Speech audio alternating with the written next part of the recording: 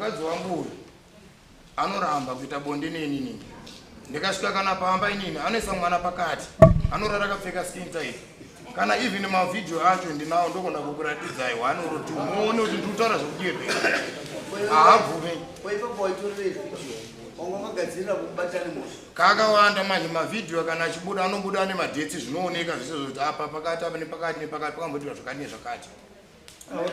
Pamusoro imama. Murume akawini murume kana asipo baba wagare nenga. Ndinorara ndakapfeka tight.